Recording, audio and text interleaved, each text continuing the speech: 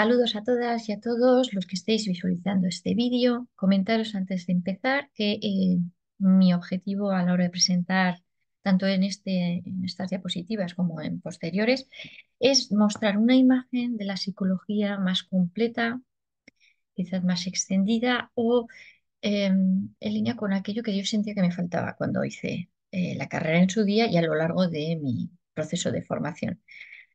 Entonces, eh, es una parte, quiero decir con esto que no es lo que normalmente se suele exponer a la hora de exponer la historia de la psicología, sino que es una aportación que yo hago para hacerla más completa y más holística, si se prefiere. Dicho esto, pasamos a la presentación. Entonces, como decíamos, esto es historia de la psicología. Vamos a empezar por lo que es los principios, ¿no?, de esa historia. Tenemos en cuenta o tengamos en cuenta que normalmente se suele presentar a la psicología como la hija de la filosofía. Ahora cabe preguntarse, la filosofía en la historia, ¿dónde la situamos? De forma natural o con frecuencia, en el instituto, por ejemplo, nos venden la filosofía a partir de la antigua Grecia o a partir de Grecia. Sobre todo yo diría que más de la época helenística, ¿no? Pero hay que tener en cuenta que la historia de Grecia es más completa, que no es desde un periodo concreto como nos lo suelen vender, como os decía antes, como nos lo suelen presentar una y otra vez, sino que hay una antigua Grecia y hay una prehistoria de Grecia. Hay una historia detrás que constituye de dónde viene, de dónde parte la filosofía de Grecia. Es decir, Grecia no parte por generación espontánea de la nada, sino que hay un bagaje, hay un recorrido hasta que por fin se conforma como tal. Y esto es algo que se tiene que considerar.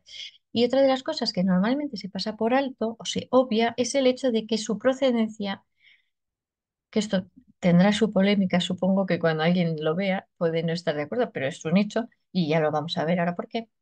Tiene unos orígenes tanto en lo que es la Grecia, bueno, más bien la filosofía es la que tiene unas bases que se presentan ya desde Asia. Es decir, esa filosofía no parte porque sí, sino que parte por la influencia que tiene en ella o sobre ella la filosofía oriental o el pensamiento de Oriente. Sin embargo, la manera en que se nos presenta tanto la historia como se nos presenta la filosofía parte de un eurocentrismo. Y es un hecho que hay que tenerlo presente a la hora de estudiar, en este caso, la psicología. Y es algo que en la que vamos a trabajar constantemente, digamos que para limpiar un poco eh, esa presentación o esa manera de contarnos la historia, en este caso, insisto, la psicología, vamos a limpiarlo un poco de ese eurocentrismo para quedarnos con lo que realmente es, que es lo que considero que es de justicia, sobre todo para aquellos que pagamos por una formación. Entonces, aquí, por ejemplo, presento una exposición de cómo es las etapas históricas de Grecia, no tanto de Antigua Grecia, sino de Grecia, que se presenta ya por lo visto en primero de la ESO. Y vemos cómo, por ejemplo, hace 3.000 años ya nos situamos, pero esto, por ejemplo, sería trampa, porque en realidad aquí ya dice civilización cretense, la civilización minoica, en el Palacio de Cnosos en Creta. Esto todavía no es Grecia, no tiene todavía mucho que ver, pero sí que son unas civilizaciones, unos pueblos que van a influir después en cómo se desarrolla o cómo crece esto, Grecia. Y fijaos que aquí ya entre el 2000 y 1200 hablamos ya de Micenas o la civilización micénica. Ostras, ¿a poco no lo digo? Y aquí ya sí que empezamos a tener los primeros pasos de la construcción de una Grecia, ¿no? De una civilización griega, si se quiere. Pero fijaros que estamos hablando del 2000, 1200 comienza. Luego tenemos una época oscura y una época arcaica, es decir, hay un recorrido antes de generarse la filosofía o lo que es la civilización griega, en la que ahí hay algo que debemos tener en consideración y que esos pensamientos que se podían ya tener o que nos consta o se nos exponen por regla general, es a partir de la época clásica y sobre todo la época helenística. Estamos hablando de un periodo del 500, 350 a.C. Esto, aquí hay un pensamiento, aquí había antes algo, no puede ser que hasta entonces no hubiera nada, no hubieran pensamientos ni filosofías previas a esto. Claro que la había, pero todavía no había un pueblo como tal. Entonces, ¿de dónde venía ese pensamiento? Bueno, en fin, te entiendo mucho a cuando me dan la información, pues reflexionar un poco sobre lo que me están contando. Y sobre todo considero también que para entender tanto la historia de la psicología como lo que es la psicología debemos partir de los orígenes de lo que es la humanidad misma, para entendernos bien cómo somos y cómo pensamos y por qué pensamos como pensamos. Entonces, como decía, la influencia de Asia cada vez está siendo más clara a la hora de hablar sobre estos filósofos, o sea, filosofía griega. Y me gustaría que estuvieras en cuenta, o tuvierais presente, que estamos hablando de que, pues, seguramente que todos conocéis, que las primeras civilizaciones como tal, que son esos grandes pueblos con una estructura más moderna, parte de hace 5.000 años. Estamos hablando de Mesopotamia. Pero es que en el Indo ya estaríamos hablando de una civilización también civilizada con un desarrollo potente y estamos hablando de, ya pues, en el otro lado teníamos a Mesopotamia, en el Indo tenemos a ciudades como Mohenjo-Daro. Y lo más interesante de todo es que cuanto más se va echando, porque hemos empezado con Grecia, luego nos hemos quedado con Mesopotamia, los pueblos que venían previos a esa Mesopotamia, como es por ejemplo Uruk y demás, ¿no? Que estarían en esta zona. Vamos un poco más para atrás y vemos que ya están los pueblos del Indo, que los pueblos del Indo no sé si era por esta zona. Y esos son, a mí me gustaría saber y aclarar, pero no lo consigo todavía, si son contemporáneos o son previos a estos. Lo que sí está claro es que por esta zona de aquí, son zonas eh, de muy difícil acceso, de una dificultad para poder vivir en esas áreas, ya habían pueblos primitivos en esas áreas. ¿Y por qué estaban en esas zonas? Pues porque había agua, básicamente. De la misma manera que también se está comprobando que había diferentes pueblos o pueblos primitivos, se entiende, por diferentes partes, sueltos, pueblos por aquí sueltos, en zonas donde es increíble que pudieran decir de quedarse ahí. Pero insisto que tenía mucho que ver, así se entiende también por los profesionales de este gremio, de la historia o prehistoria, porque había agua, básicamente.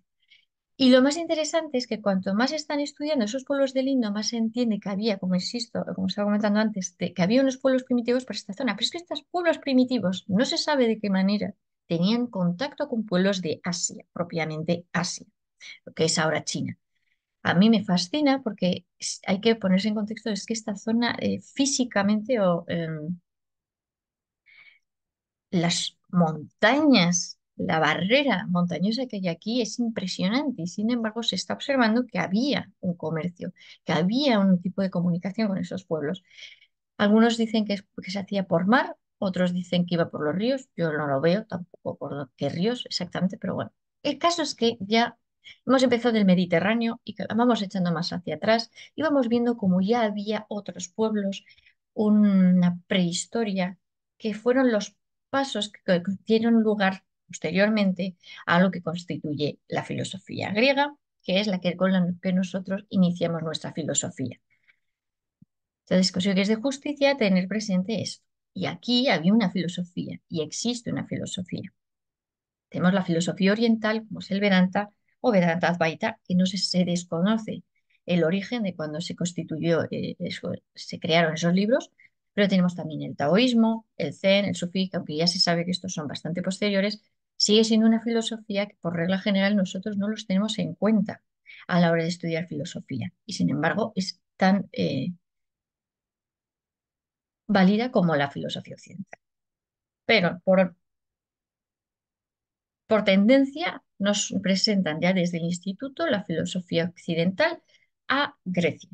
Y sobre todo, como si no hubiera un mañana a Platón y Aristóteles, como si no hubiera habido unos autores anteriores ni hubieran mejores que Platón y Aristóteles. Por supuesto, Platón y Aristóteles tendrán lo suyo. Yo la verdad es que no soy tan apasionada de estos dos autores. Me gustan muchísimo más aquellos autores que les precedieron y los que vinieron después. Algunos de esas etapas, pero supongo que esto también es opción personal. Vemos, por ejemplo, Sócrates y Diógenes, pero es verdad que estos autores no dejaron libros. Por lo cual dificulta un poco también tener esa corriente de estos autores. Pero por otro lado sí que tenemos libros de otros movimientos filosóficos, como los epicúreos, los estoicos, los escépticos. A día de hoy considero que los estoicos nos proporcionan una buena herramienta, unos buenos principios filosóficos para combatir esta crisis que vive actualmente la humanidad. Son tiempos realmente duros, difíciles, en los que los estoicos nos tienen mucho que aportar y sin embargo no se habla de ellos. Y aquí hablo de Epicteto porque tengo mucha dificultad para encontrar la obra de Enquiridión de Epicteto. Sin embargo, contrasta esto mucho con la poca dificultad o nula dificultad por encontrar cualquiera de las obras de Platón o Aristóteles. De nuevo, pues esto es cómo se nos presenta la historia, cómo nos viene dada una historia y cómo esa no es, digamos, no hace justicia realmente al que es el fenómeno ni a la historia y que merece la pena dejar aparte qué es, cómo nos lo explican para ver qué más hay en ese proceso histórico, ¿no? O qué más autores había, qué otras cosas se decía aparte, más allá de Platón y Aristóteles. También me interesa mencionar el hecho de que tenemos otra filosofía. Hablábamos de lo oriental que no se menciona normalmente. Hablamos también de autores previos, incluso posteriores, que no se hablan de ellos. Pero tampoco se habla de las filosofías o de la sabiduría que recogen las tribus, como podemos tener, por ejemplo, los aborígenes australianos. Esa filosofía o ese conocimiento, esa sabiduría, se está perdiendo. Y eso es eh, algo que no deberíamos permitir, que sin embargo está sucediendo y es un hecho.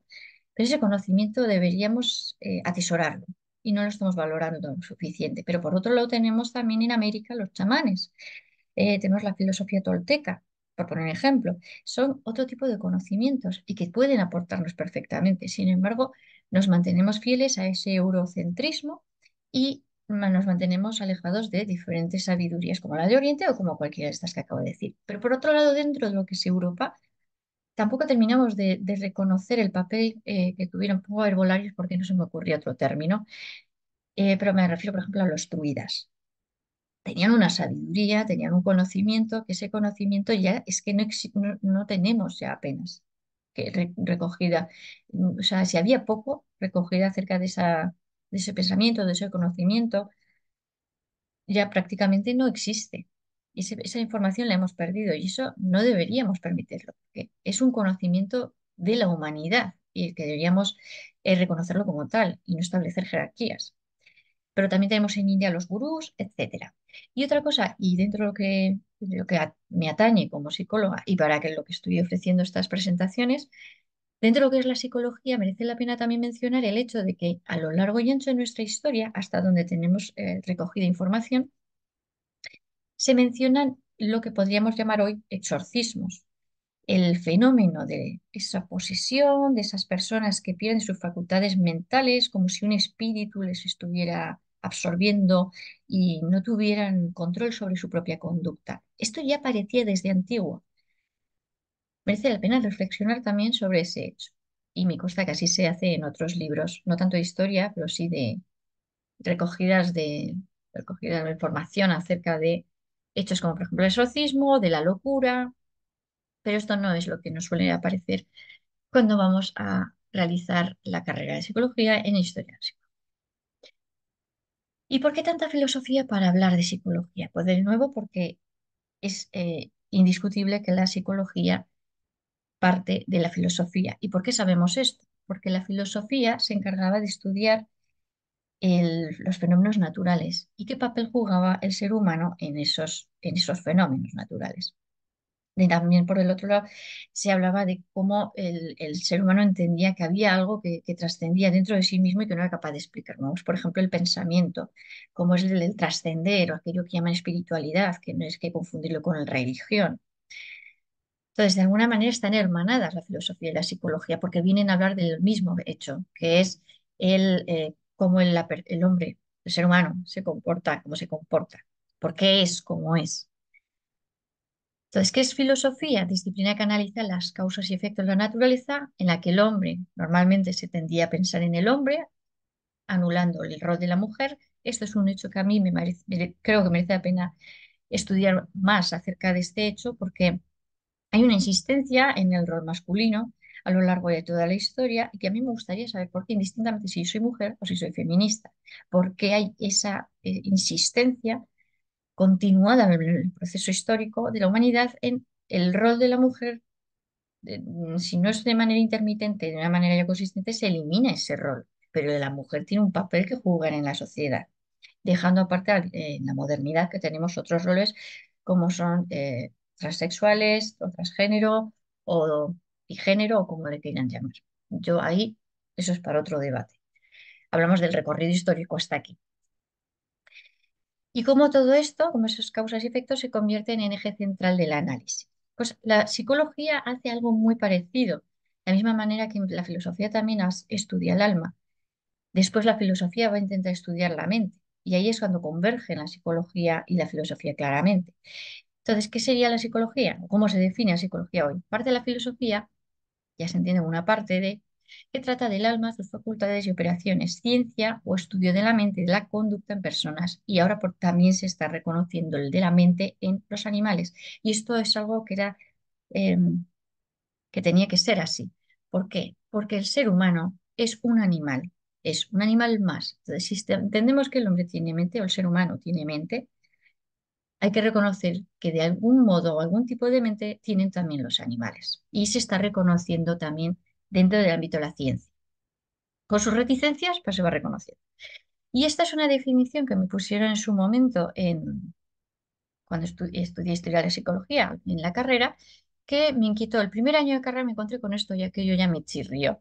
Y es la definición que tengo aquí, que dice, ciencia que estudia la conducta, solo importa la conducta humana, que luego humana no es tan humana porque estudia básicamente, o sea, estudia a lo largo de la investigación en psicología con animales, pero vale bien, conducta humana para predecirla y sobre todo esto es lo que más me chirrió, lo que más me puso nerviosa, que es manipularla.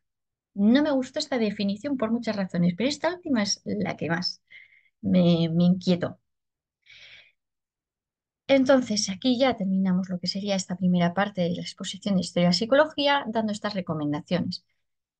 En lo que es la historia de la psicología o de las ideas psicológicas de Leo Carpintero, un libro que es base constituyente o eje central bajo el que se ha sustentado esta exposición y la que viene a continuación, la que presentaré más adelante. También decir que este libro lo conseguí por mi satisfacción estudiando a lo largo de la carrera de psicología. Veía que me faltaban cosas, que era incompleto, que no era correcto, algo fallaba. Y uno de mis profesores me recomendó este libro. La verdad es que estoy encantada. Me gusta muchísimo este libro y lo considero súper completo y que debería ser el manual para estudiar en la carrera de psicología, que en mi caso no lo fue. Me consta que en carreras posteriores o en años, sí, los años siguientes tampoco se presentó este libro como manual. Luego también recomiendo otro libro que es el de Naomi Klein con la doctrina del shock para entender esa definición que tanto me inquietaba como aquí se refleja esa inquietud o ese miedo que yo tenía, cómo se vuelve realidad. Y por supuesto, insisto en que yo soy psicóloga, no soy historiadora, no soy filósofa y recomiendo que vayáis a los profesionales para que si queréis indagar acerca de cualquiera de los autores o ideas de filosofía que podáis tener. Aquí se centra más en lo que es cómo eso influenció luego a la hora de desarrollarse la corriente científica que es o la corriente de pensamiento de la psicología. Y sobre todo también mencionar que uno de para mí que considero que es una buena referencia y que es un gran influencer a día de hoy es Ernesto Castro y es un filósofo que a día de hoy ya ha comenzado a abrirse a la filosofía oriental y en su podcast o en su espacio en YouTube habla y explica sobre esta filosofía. Entonces, si queréis, pues tenéis también ahí. Y por supuesto, siempre podemos contar con San Google, que a todos nos ha salvado de algún apuro tanto a nivel académico como a nivel personal. Y por mi parte nada más, nos vemos en el próximo vídeo.